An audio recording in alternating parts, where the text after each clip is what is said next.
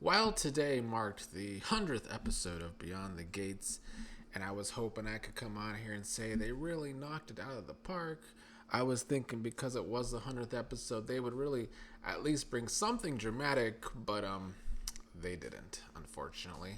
I don't feel like today's 100th episode hit very much. We had a boring date.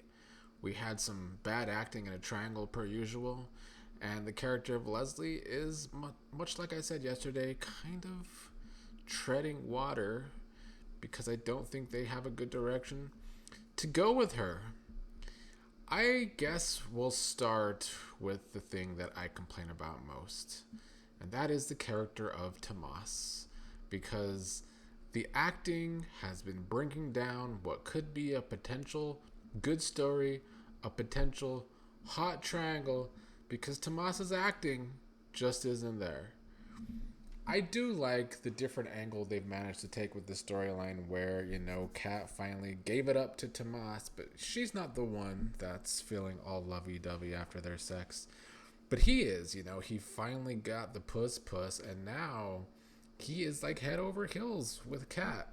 Meanwhile, Kat isn't feeling it after the first time of her having sex, and it plays into the fact that she only had sex with Tamas to keep him away from Eva, even though she won't admit that to anyone or to herself. But I do like that turn in the story. But then on the other side of that, we still have Eva finding out today that Tamas said he's in love with Kat. And, they almost did the deed in her hotel room last week. And it's just more of the same that I've been saying since last week. That this isn't going to work because there's just no chemistry inside of this triangle. And it's hard to have chemistry with a robot like Tamas. The lack of charisma is pretty astounding. I said this long ago that if they're really going for the Eva and Tamas are supposed to be the two that are meant to be together, almost like star-crossed lovers, but not really. It's not going to work. Not with Alex Allegria, whatever his name is, that plays Tamas. Unfortunately, it's just not going to work. I like that the show is finally setting up a classic soap opera storyline, which is a couple that has, hurdles in getting together. Although the writing for Tamas has been pretty shitty as well. Like, he doesn't look very good within the story the way they wrote it last week either.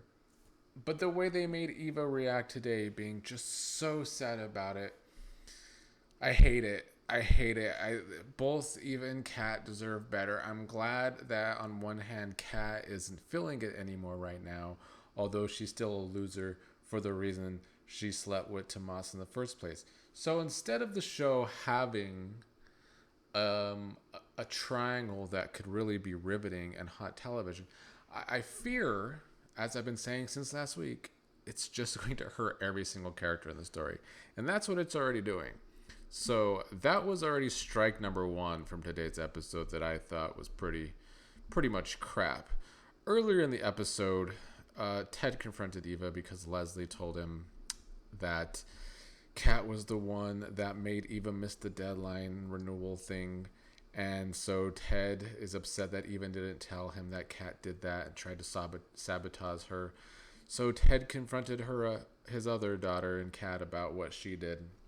Meanwhile, Eva got the money from Ted for Leslie that she wanted. And Leslie had told Eva the reason she told Ted about the Kat thing is because she's trying to make Eva the favorite daughter and not Kat any longer.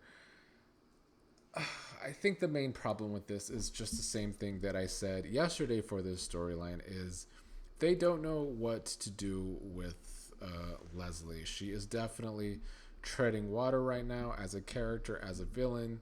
And I liked Hemi30's comment in yesterday's video saying the writers don't know what to do with Leslie. They did too much too soon with her. I know she was good for ratings in the beginning, but they've written her into a corner, and now her character motivations just come off as dumb. And unfortunately, it has affected Kat, Eva, Jacob, and Ted as well. Yeah, I kind of agree with that. I hope they can once again find better motivations for the character of Leslie. Because right now it definitely feels like they don't know which direction to go to give us a better story. So yeah, that was strike number 2 from today's episode. And strike number 3, I mean, clearly was the Ashley and Andre date. Like, how many times can Ashley have a date with the character on this show and just put us to sleep?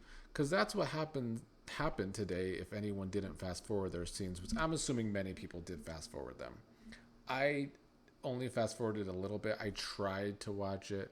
You know, they had their little dance and they got a little close towards the end.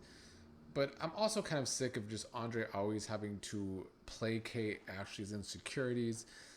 It just falls flat. And it's another problem with these two and the lack of chemistry as well.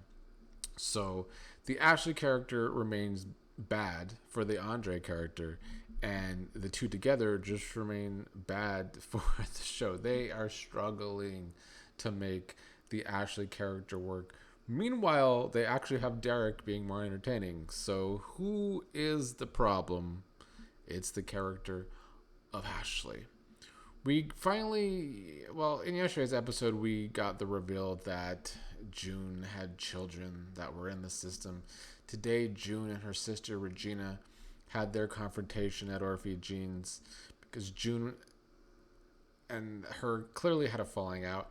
In yesterday's video, I had a comment because I said June was probably on drugs, and that person said, well, it's probably just like mental illness. Well, today it was revealed she was on drugs.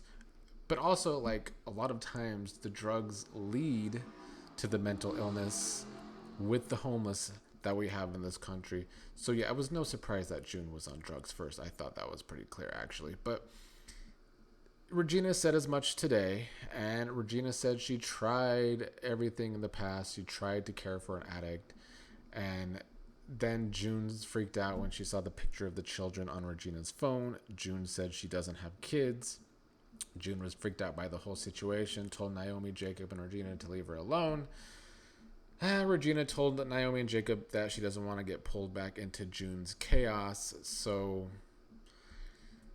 I mean, I like June's sister. As I said yesterday, I like when they bring in new characters that have a personality, and Regina does have a personality. I think we'll get more from this. I'm assuming the story is going to be to try and rehabilitate June.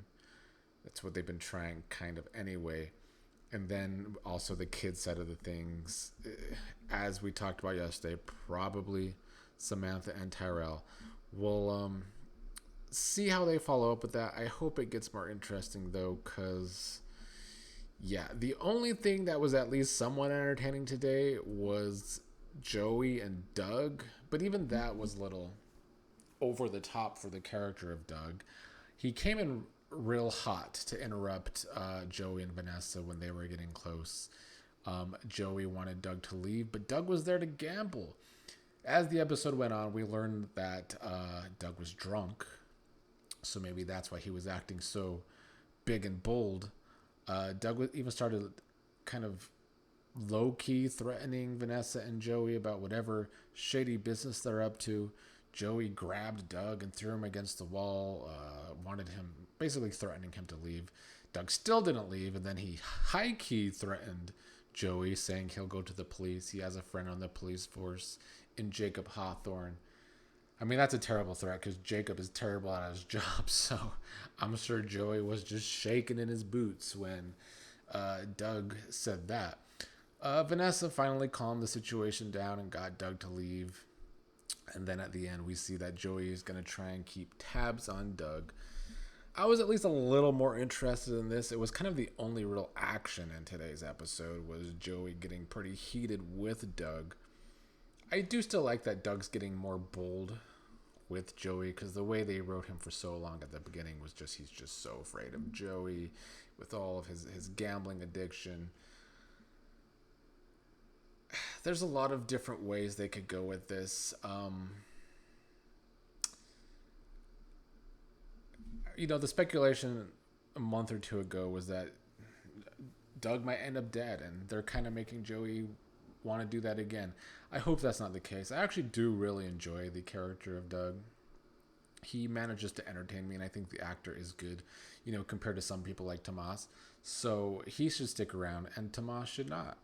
That would help me out. But that pretty much summed up today's 100th episode. As we saw by last week's preview, this week was going to be kind of boring. And so far, 2 episodes into the week have been pretty boring, and we still have the Articulates concert to go.